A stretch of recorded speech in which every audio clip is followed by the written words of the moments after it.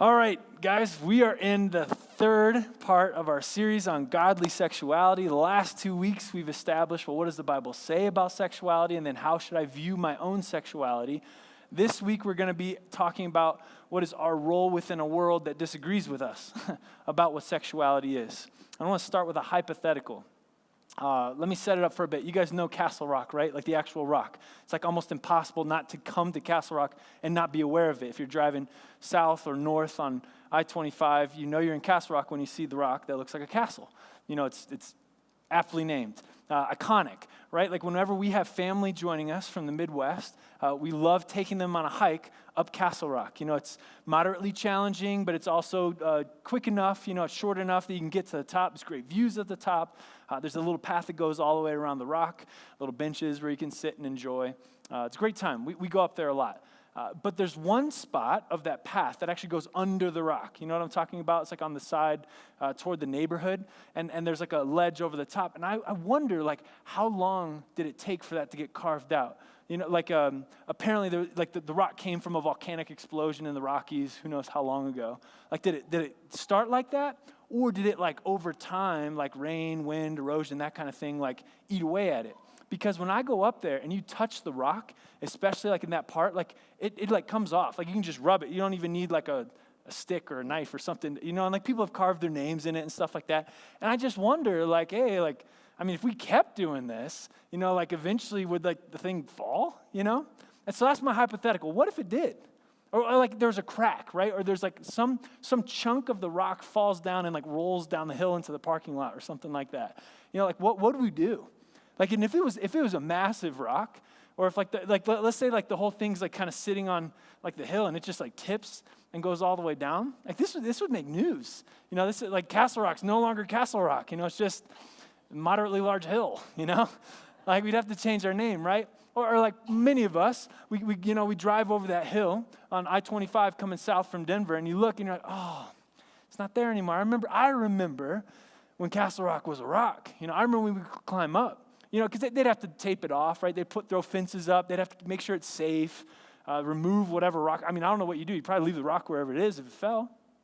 But maybe you'd never have the hike again, right? Or they make you hike around the bottom, but you can't go up. You know, it's like there'd be like some sadness, right? Some loss. Where it's like, where am I going to take my friends now? You know, just to go look at the fallen rock. But also we'd feel like we have to do something, right? Or especially if it hadn't fallen yet, it's just cracking. You know, then you're like, well, wait, no one climb up next to it. No one touch it. No one breathe on it, right? Like, we'll close down the trail. We've got to maintain this thing that we have. I think that hypothetical situation is what a lot of Christians feel about the state of sexual ethics in our culture, where it used to be a really nice, strong rock. I'm talking maybe 60, 70 years ago, things I read about in books because I wasn't around. But perhaps you grew up in an age where the world agreed with the Bible's definition of what a sexual ethic looked like and taught that it was right. And then I think when I was growing up, I heard that the Bible's sexual ethic is just an option. You know, it's not right or wrong. You know, it's just one choice out of many that you can take. There's other viable options as well. I think today, our world would probably be more on the side of saying the Christian sexual ethic or the traditional biblical definition that we've kind of established is wrong, where it's outdated, it's antiquated, and if anyone holds on to this view, they're bigots, and they need to just kind of get with the times. You know, and so over the course of maybe a generation, we've seen this rock of a godly sexual ethic crumble and fall down. And I think many of us, or at least the way that I read about it in news, perhaps we don't actually feel this, is like, what do we do?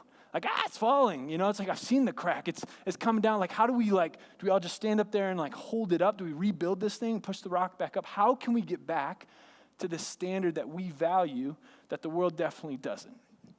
That's the question we're going to try to answer today. What do we do, right? So we have this standard we've talked about.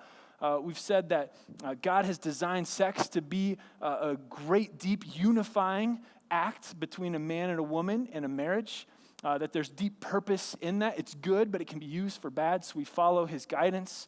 And then we talked about how we give God the authority to speak in every area of our lives, which includes our sexuality. And so now, okay, well, if we know that this is the way that we're supposed to walk, how then can we help? right? Like what's our position if the world just says, hey, that's great, but wrong? We don't want that. In fact, we actually don't want you to do that either. We're going to dive right in, and I want to kind of preface this. Anytime you ask a question of the Bible, it's very easy for you to just find the answer that you want. And to do this properly, we'd have to read the entire Bible and say, where do we find teaching God's people to live a certain way with respect to culture? We're not going to do that. And so I'm going to have to ask you to trust me in that we're going to certain passages, but also do your own homework. Trust me, but don't trust me. Read through the Bible. If there's passages that I'm leaving out, that I'm not talking about, bring those up to me. Let me know. They're valid. It's not that this is the one way to answer it. But what I try to do is read through the New Testament, which is after Jesus died and resurrected and established a church here on earth to be his representatives. There are numerous letters to those early churches that instruct them how to live and how to operate in the world. And so I said, okay, well, where do we teach the church what they're supposed to do in regard to culture? Because culture did not care about Christianity. They were doing their own thing. They were either following other gods or just not really having any interest in the God of the Jews. At the time, they had no interest in becoming Christians. What was their role then? And so we take it at a general level, not about sexuality, but as a general stance, what is our role as the church in a world that could care less about what we do or what we believe? That's where we're going to start, and then we're going to apply that to the question of godly sexuality so that we can maybe get some steps for how do we navigate where we're at. When you read through the New Testament with an eye for what do they teach the church to do with regard to the culture, one thing stands out, and that's that there's just very little.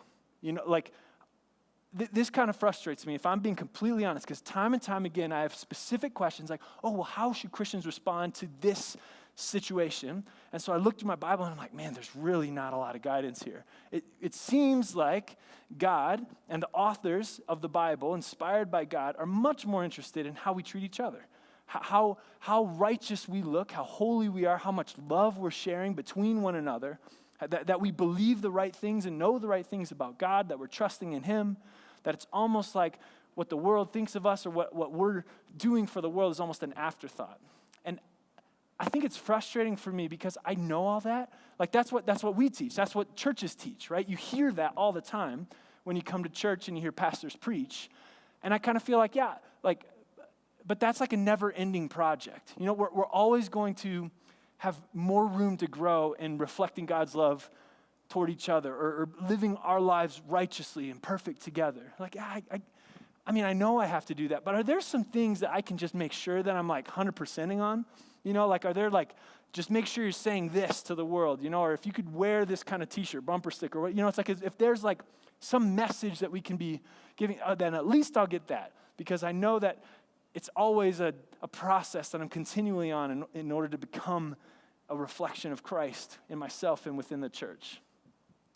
But it seems like what's more important is that we're doing that we are who we say we are, that we are reflecting Christ amongst ourselves, and it's almost an afterthought to the others. You'll see passages like this which almost hint at perhaps a role that we might have in the world, but don't talk about it directly. This is Philippians chapter 2. Do everything without grumbling or arguing. Again, that's talking more about how we interact together, so that you may become blameless and pure, children of God without fault, in a warped and crooked generation. Then you will shine among them like stars in the sky as you hold firmly to the word of life. So almost as an afterthought, you make sure you're blameless and pure, do all these things. Lots of instructions in the Bible for how we're supposed to interact with each other. And it's almost like culture is the backdrop. Right, so they don't know. If they're in darkness, may you be a star and shine like a star. This is similar to what Jesus said in the Sermon on the Mount, where he said, you are the light of the world.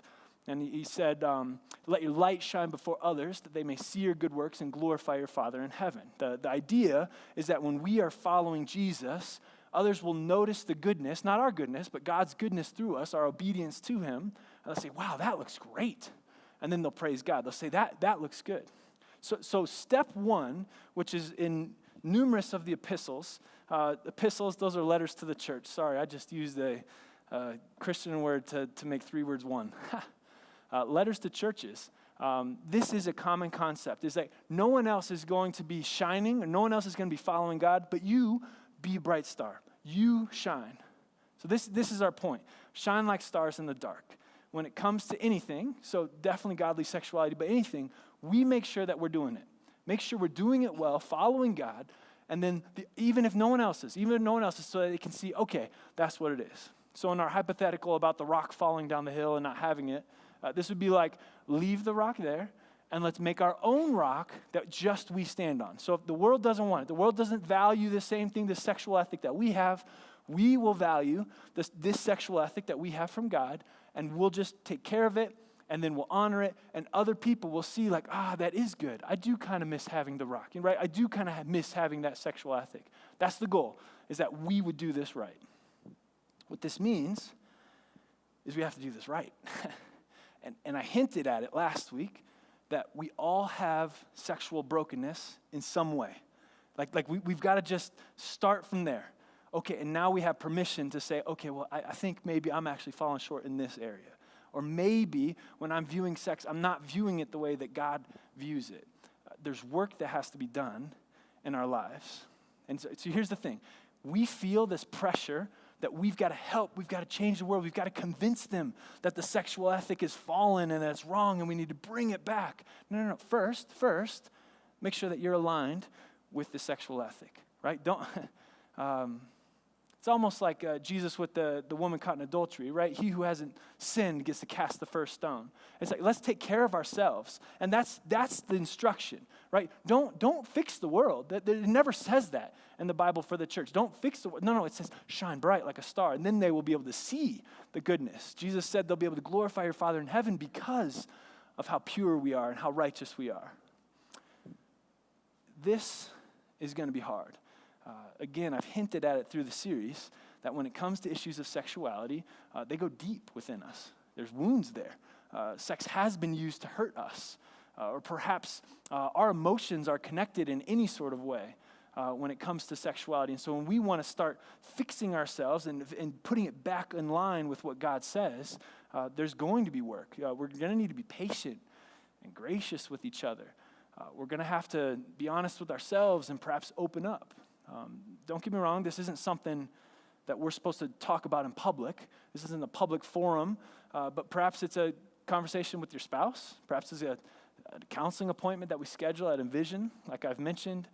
Maybe it's a few trusted friends that we're going to now talk about. Hey, I want to align my life with what the Bible says. But that has to be our primary goal. When we start being concerned with the world, they're not saying the right things about sex. They don't view it, they don't value it the same way that I do. Step one is let's make sure we're healthy. And not just individually, not like, oh, well, I'm good, check. I mean, like, we're healthy, like all of us. And can we be honest? The church isn't very good at this, right? When it comes to any sort of sexuality that colors out of bounds of what we've been taught in the Bible, well, that's wrong, quick fix, here, I know a book you need to read. I know this, what it takes to fix this is going to be a lot of grace, a lot of patience, a lot of love, and it's going to be done in relationships. And here's the thing, if we go through this process together, helping each other, learning how to tenderly care each other as we line back up with God's sexual ethic, we now know what we're asking the world to do. See, it's easy for us to say, you need to change, you're wrong.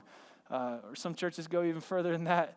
But when we say you have to fix yourselves, we can say that in a cheap sense without knowing what the cost is. Whereas if we're going through this process together, we understand, this is a significant undertaking that we're asking the world to participate in, that we're trying to help the world with.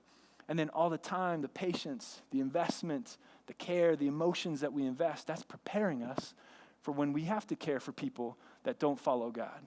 But we've got to do the work first. I think what we're going to find is that simple solutions, cliches, slogans are going to be ineffective for ourselves. And so they're probably going to be ineffective if we actually want to help anyone outside of the church as well. So that's my encouragement. Let's take this seriously with each other, and we need to get a lot better at being gracious. I feel like sometimes we identify people, like, isn't there a saying, love the sinner, hate the sin, right? But even that phrase says you are a sinner. right? Especially with sexual sin, we want to say, you ever read the Scarlet Letter, Nathaniel Hawthorne? We had to read it like freshman year of high school, where it's like, hey, you have to wear this A because you're an adulterer, right? Like your sexual sin becomes your identity. Oh, got it. You're the guy that struggles with pornography. Oh, you're the woman that had the child out of wedlock. Oh, you're the husband that cheated on the wife, and go on and on and on and on and on. And no. They are a person, right? They're a brother or a sister, and now let's help them get restored in all areas of their life. For whatever reason, we tend to categorize and limit people with their identity based on their sexuality. I think there's room for improvement, and I encourage all of us, let's try to provide that. And practice, because anything that we do here within the church is going to be training us, equipping us for out there. That need to be gracious and patient is also one of the things that is taught in the New Testament church for how they should interact with the world beyond the walls. Here's an example of that being conveyed. In the letter to the church in Colossae, called Colossians, says, "Be wise in the way you act toward outsiders. Make the most of every opportunity. Let your conversation be always full of grace, seasoned with salt, so that you may know how to answer everyone." This is a similar thought and concept, kind of like the last verse we said. Perhaps you've heard the verse in 1 Peter. It's a different guy. This is Paul writing, but Peter also wrote to the church and said, always be prepared to give an answer for the hope that you have. A lot of Christians talk about that in terms of why we should study apologetics, which is just a defense of the faith, kind of arguments and evidence why God is true. But it says, always be prepared to give an answer for the hope you have, but this must be done in gentleness and respect. The common theme is that the world should think positively of us, how we should interact, right? Let your conversation be always full of grace, meaning patience, meaning kindness. It's not, hey, you should be doing this or you're wrong. But instead, it should be, well, tell me where you're coming from. Let me listen to you. It should be gracious. The seasoned with salt is a metaphor. We don't have an explanation for what it means, but within this context, you can see it means being wise, maybe being strategic, making the most of every opportunity, being prepared, right, so that you may know how to answer everyone. So there's some sense of a skill involved, where maybe we're not saying the same thing to every single person in the same situation, but we're trying to read a little bit. Like salt makes food pleasant. May our speech to those outside the church be pleasant. May they enjoy talking with us. That's what I get from this. The second point I see for the church, how should we be postured toward the world, is full of grace, seasoned with salt. Right? So we're supposed to shine like stars in the dark and be full of grace and seasoned with salt. This means we can probably correct a few things the church does or tends to find a habit of doing with regard to godly sexuality. Is it right for us to call people out? To tell them that is a sin? Right? I feel Christians feel that burden. Well, I need to let them know that it's wrong. Imagine this. Go back to the hypothetical, right? Let's say you're hiking along the Castle Rock, right? You're sitting there, and there's like a high schooler. He's like, like painting on the rock. You'd be like, whoa, hey, stop. You can't do that. You know, stop. I'll call the cops. You know, you can't vandalize this. This is a public park. Like this. Like I like this place. I respect this. Let's not turn it into graffiti here, right? Like you would feel obligated to say, hey, cut that out. Right? In the same way, we feel the exact same way about sexuality, right? When someone is either inadvertently or willfully destroying God's sexual ethic, we want to be like, whoa, what are you doing? You can't do that. No, you don't value it the way that I value it. That's wrong. I'll call God on you, you know? Right? Or like, that's a sin, don't you know? You know, it's like we feel that same burden where someone is defacing something we hold highly, and they obviously don't value it. But can we do that? I would say no. Right? Not if we're supposed to be full of grace, seasoned with salt. In fact, Paul addresses the exact issue with regard to sexuality. Oh, I only put the last few verses. I'm going to give a little bit of a head start to this one. I debated what I should do, but I want to read it just so that you guys can know what it says and can go back to it. This is, I'm going to start in verse 9, I think. I got 12 up there. In 1 Corinthians 5, verse 9, he starts by saying this: I wrote to you in my letter not to associate with sexually immoral people. Oh, okay, got it. So we're just, cool, leave it alone. If anyone is sexually immoral in any sort of way, let's just cut off relations. He says, not at all meaning the people of this world who are immoral, or the greedy and swindlers or idolaters. In that case, you would have to leave this world. Paul's like, don't do that. But now I am writing to you that you must not associate with anyone who claims to be a brother or sister, but is sexually immoral or greedy, an idolater or slanderer, a drunkard or swindler. Do not even eat with such people. And then he says this as the conclusion. What business is it of mine to judge those outside the church? Are you not to judge those inside? God will judge those outside. Paul is making a point. There is someone who is sexually immoral in the church that everyone is cheering on. Thought there was nothing to it. And he's like, no, stop, time out. You've got to let them know. Like, that's not okay. They need to follow a biblical sexual ethic. Yeah, when I said don't associate with people who are sexually immoral, I didn't mean the world. Like, you'd have to leave the world entirely. No. What business is it of mine to judge those outside the church? Are you not to judge those inside? God will judge those outside.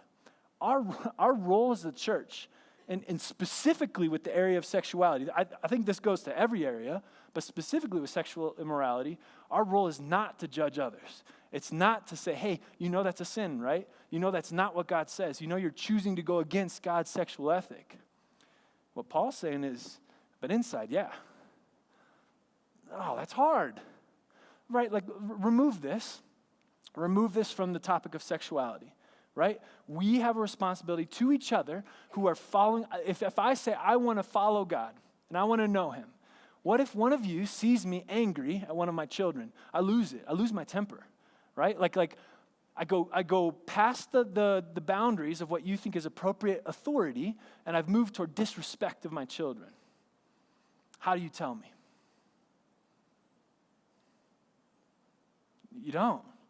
How could you? Right? Like, we're going to have to see each other next Sunday. So like, well, hey, Brad, I know you parent your own way, and it kind of leave you to do that on your own, but I did kind of see, maybe were you crossing the line? Did you feel that? Because, no, okay, yeah, I just heard something. I wasn't really paying attention, right? Like, we don't do this. With each other, I'm talking about where it's appropriate, right? To call out each other's sin, that's hard. The only people in my life who have ever done this are people that are bold and who have a deep relationship with me. Those are like the two prerequisites you absolutely have to have in order to come up to someone and be like, hey, love you, brother. However, I did see, I think you went a little too far with your kids, and perhaps you need to handle that and maybe apologize to them. And at first, it's like, who are you? Who are you to tell me how I'm supposed to live my life? It's like, well, hold on. Oh, we're doing a laundry list here? I can get it out right now. And I saw this in you. I saw this in you. I'm concerned about this. It's like, oh, okay, I'll defend my honor. If you're going to bring my honor into this, let's go. Look, Sherry and I, we joke about how difficult it is for us to tell each other, who have the deepest, most intimate relationship we can have on the planet, marriage, how difficult it is for us to say, like, I think you're doing this wrong, right? Can you not relate? Can you not relate? This is difficult. And yet there's an incredible temptation for Christians to call out the wrong in people we don't even know, especially around sexuality. Hey, you're sinning. Like, we don't, like, that's appropriate within the church, and we don't even know how to do that in the church. That's not our role for others. Let's figure out how to do it here, because it's going to take a whole lot of work. Like I said, grace and patience and relationships and love. It's not something we lead with. So is it our role to tell the world, hey, that's a sin. You're wrong. No. God will judge them. Is that our role to do it here in the church? Yeah, actually it is. And that's what, back to the first point, that's where we've got work to do. And I don't just mean ourselves now. I mean, like, how do we help the other person? See, and I think the reason it's hard is we don't have that relationship. It's going to take trust. They're going to have to know that we love them and we trust them. We're not trying to fix them. Like, what is the goal, right? If it's not our business to judge those outside the church, what business is it of ours for people outside the church? What was Paul's business for people outside the church? Preach the gospel. Preach the gospel. Introduce them to Jesus. That's it. That is what our role is to the world. Paul doesn't tell everyone to become a missionary like him, but he certainly includes them in the missionary journey. These letters are a product of his preaching the gospel to the nations, to the people that weren't already in the church. He asked them to fundraise. He asked them to pray with him. He very much sees anyone within the church. You are part of the mission to preach the gospel, to introduce the world to Jesus. That's what we do. So anytime that you feel the hunch of like, oh, I just need to tell them they're wrong, right? Or I need, like, ooh, that's wrong, right? Like someone...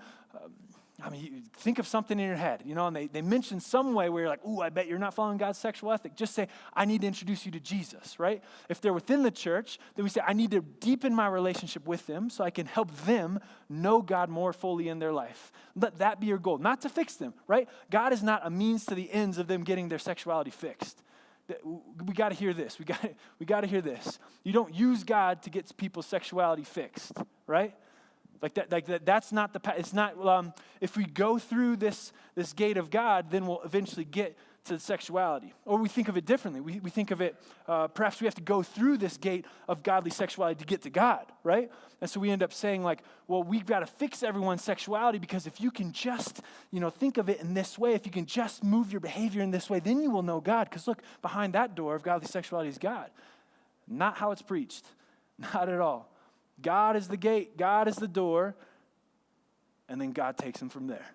I have no clue what he wants to do in their life, how he wants to change them, but God will change them. That's what we've been talking about, right? Like, you don't have to change a thing to come to God, but expect everything to be changed once you come to God. That's what our God does. So our role as the church is to bring people to God. Let them know who God is. How do we do that? We shine like bright stars in the darkness, and we tremendous amount of grace seasoned with salt. This is how we're to interact with the world. No, we're not supposed to call out sin. We're supposed to introduce them to God. Love them all the way, deepening our relationship with them. So whenever we feel like, oh, I've got to tell them they're wrong. Oh, I've got to convict them of their sin. Ooh, they need to be fixed. I once struggled with that, but I can help them right now. In whatever area. Let this go past sexuality too. In whatever area, let that be a reminder I'm supposed to help them know God. And if it's within the church and I'm not comfortable, let's deepen that relationship. Let me love them well, and then let's get there. We all have the same ending. It's God. That's where we're pointing people to go.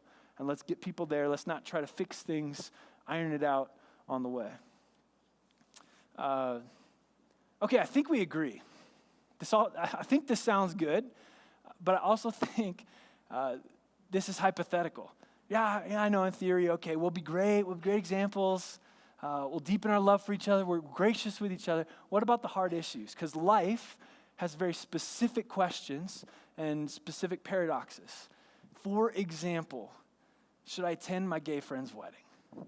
Right? Should I bake the cake for my gay friend's wedding or whatever, right? Should you go to the baby shower of the woman having the kid out of wedlock?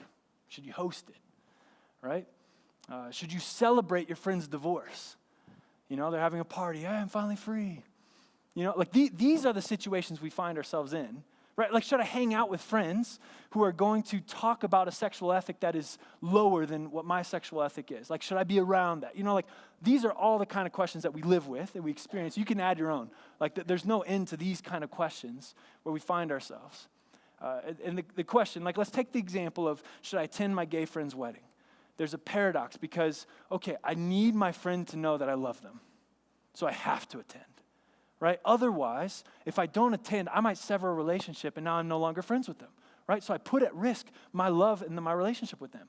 On the other hand, if I were to go, would my appearance there, right, my presence, would that say that I'm actually accepting of this marriage, which I find not allowed in the Bible?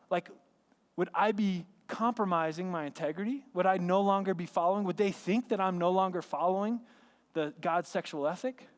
And so you kind of almost have these 2 points kind of battling each other, right? So I wouldn't be shining as brightly, right, if the whole world didn't think that I was holding on to a biblical sexual ethic. But at the same time, I really wouldn't be full of grace, and I'd lose all ability to talk with them and deepen this relationship for them to know if I were not to attend. What do I do? Right? You're either going to attend or you're not going to attend. You can't do both. I'll just have half of me attend and half not. No. You're going to make a choice. What are you going to choose? How do you break the tie, right? This is tough. Here's how we break the tie. If it's between losing or risking your friendship with someone or risking your integrity, choose to risk your integrity. Keep the friendship. Now, we could argue about which one of these points is more important, or we could look at what Jesus did. This is the way Jesus took all the time, where he would put his own reputation at stake, where he would allow other people to think that he was not perfectly righteous in order that he would connect with people that they might know God. Here's an example when he met Matthew, who became one of his disciples. While Jesus was having dinner at Matthew's house, who himself was a tax collector, many tax collectors and sinners came and ate with him and his disciples. When the Pharisees, those were the religious leaders of the day, saw this, they asked his disciples, why does your teacher eat with tax collectors and sinners? On hearing this, Jesus said, it is not the healthy who need a doctor, but the sick. But go and learn what this means. I desire mercy, not sacrifice, for I have come to call the righteous. I have not come to call the righteous, but sinners. Jesus, time and time again, puts his reputation at stake, where the religious people of his day would be like, what are you doing?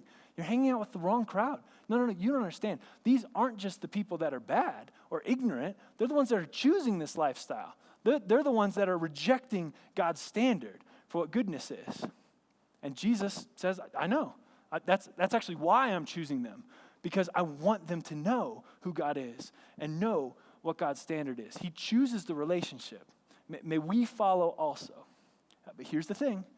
Our goal has to be that they would know God. Because it's a cop-out to say, okay, cool, Brad said I could attend, we're good, I show up and I leave. No. You have to want them to know God. Like, that has to be the reason why you're keeping a relationship with anyone outside the church, right? Again, this sermon doesn't just apply to sexuality. We're talking about how can you hang out with friends that don't even follow God. Well, you want to love them because you want them to know God the way that you know God, right? Can that be your drive? Can that be your purpose? And here's one last thing to think of. If you feel torn between maybe I should do this, maybe I shouldn't do this, okay, I'm gonna go with them. I'm gonna be with them to maintain this friendship. If you feel that tension, you probably need to clarify your intentions so you wouldn't be misunderstood. It doesn't matter about being misunderstood by other Christians or even people that you don't have a relationship with. It matters about being understood by the person that you care about. Like, do you think Matthew left this dinner meeting wondering, like, I wonder why God wanted to hang, or wonder why Jesus wanted to hang out with me? Like, seems like a pretty cool guy. I'd have him over. No, Jesus asked him to follow him. Come, be one of my disciples. Leave your whole life. Follow me. It's very clear. In the same way, if we're feeling this tension, like, I just haven't told my gay friend where I stand on this. Well, if you're friends, maybe you should try to have a conversation with them about where you stand on it. Why are you choosing to attend their wedding? And that's the one where you're going to have to be prepared, seasoned with salt, right? But it's going to have to come out something like this. Hey, thank you for inviting me. I'm going to attend your wedding. I want to celebrate you. I know how much this means to you and the depth of our friendship. I'm going to be there. I also was struggling with this decision because I believe in this biblical sexual ethic, the kind that no one likes anymore. But I feel like that's the best way of living. And yet, it does mean that your marriage would be out of bounds with it. But look, that's not as important as my relationship with you. So I just want you to know that you can be my friend regardless of what you choose. You can know God regardless of what you choose. There is no way you can cut this off and sever it. You will always be my friend. I will always love you, even if we disagree on this issue. In some way, can you clearly communicate it? Because we can never go so far that we're missing God's love. We could, like his reckless love, right? There's no shadow you won't light up, no mountain you won't climb up, coming after me, no wall you won't tear down, lie you won't tear down. Rats, I'm missing the lyrics. You know the song, we just sang it. That line is essentially saying, it doesn't matter how bad you are, how far you run, God still wants you. God still wants to be in a relationship with you. He wants you to know him and him to know you. May we reflect that in our lives around us. And we do that by showing, here's what it means to live well with God and being very gracious, full of grace, seasoned with salt in all of our interactions. So let's not convict the world. Let's choose to love the world, not meaning we accept and tolerate everything they want, but love them that they might know the God that loves them all the more. That's where it's coming from. There's plenty of discussion questions. I had so many, I had to cut them back. I've only written down 3, and I'm sure you've got plenty more in your own head. First, how do you draw the line for what is appropriate or not to participate in? It can be around the subject of sexuality, but this goes for everything, right? So all parts of the world, right, that don't have the same standard that we do, how do we draw that line? Or how do you draw that line? And how do others? Maybe we'll get ideas. Second, how have conversations about godly sexual ethics gone in your experience? When you've tried to talk about this, whether it's within the church or to people outside the church, how has it gone? And then the follow-up question, the last one, how can you prepare yourself for future conversations? Like what modifications would you make to perhaps that conversation that you've had or the conversations that you've had? And then what do you have to do in order to feel comfortable having these conversations? They will come up. We will be, whether it's in the church, which I think we've got to do a better job, like I said, of having these conversations, or with the world, who says, oh, now I know you're a church person. Are you going to be okay with this? What do you say? Or when someone invites you to a gay wedding, what do you say? Right? What if it's not your friend? Right? What if it's just your friend who wants you to go? Or so, there's all sorts of iterations of different questions we have. How can we be prepared to be able to know how to choose the right way so we maintain our biblical sexual ethic, but we also maintain our loving relationships with others? Let's pray, because this is only scratching the surface, and now God has to work. Dear Lord, see us. Here in this sermon, Lord, is a path that we see as biblical for how we're supposed to posture ourselves to the world, but it doesn't go as specific as our world requires, God. May you lead us and guide us, teach us, bring up other things that we've missed or that we haven't discussed even this morning. Lord, I pray that you would bring healing to us. I pray that the first point that we would want to be shining brightly with your light, your righteousness within us. Keep us humble, God. Just fill us with your grace and love that we might be able to interact with others in that same way. Help us be tender. Help us be kind. Help us be gentle. Help us understand what it means to want other people to know you well. There's so much more work, Lord, that we have in this area. May you guide us and lead us. Go forth. May this just be the start, God, for what you want to do in our lives individually and as a church. In your name we pray, Lord. Amen.